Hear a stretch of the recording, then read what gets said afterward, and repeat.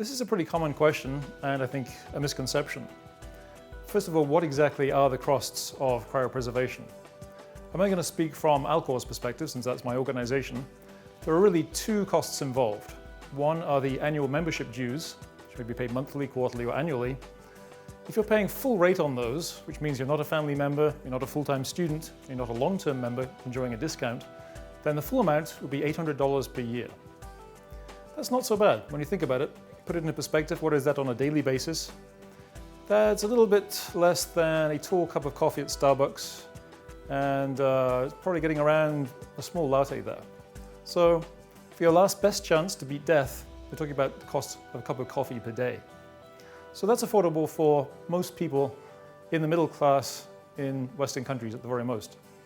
So it's not hugely expensive. Now there's another cost involved, that is the fee for the cryopreservation itself.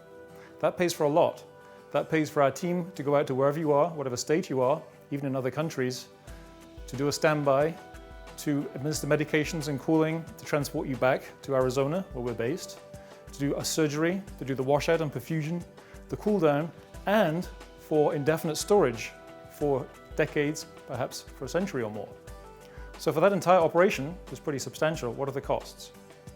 Well, if you go as a whole body patient, meaning we preserve all of you, the current minimum is $200,000. Whoa, you might say, that's pretty stiff.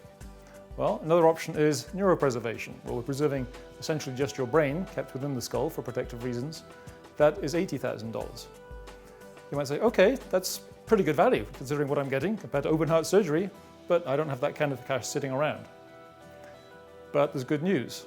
Cryonics is not, contrary to popular perception perhaps, a plot of the wealthy to overcome the limitations and come back into the future and rule the world from their penthouse apartments. No, Cryonics is actually quite affordable because you can pay that $80,000 or $200,000 using life insurance. Almost everybody has life insurance, and if you start early on in life, it's very inexpensive. So we're talking about what, $2.19 a day for the membership dues. Insurance, that depends very much, of course, on your age and your health condition, but starting early on, that could add just another $2 or $3 per day. So we're really talking about very modest amounts. And to give you a personal example, I first signed up with Alcor back in 1986 when I was 22 years old. And I was a graduate student in England. I was an undergraduate student in England, and I was pretty poor. My parents are certainly not wealthy, and I had no real income, but I could manage to do it. So this is not something that's just for the rich. Now, costs will go up over time, simply because we do have inflation. That's going to affect Cryonics as well.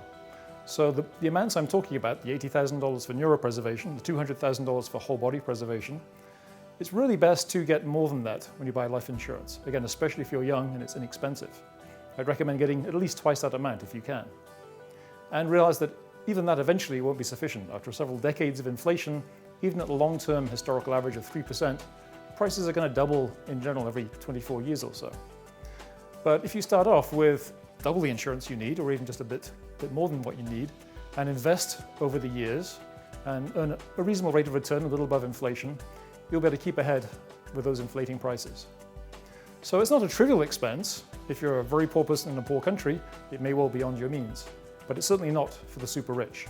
It's for the vast majority of people in modern Western countries. Sorry, rich people, you can't have the future world all to yourself. For more information, please visit www.alcor.org.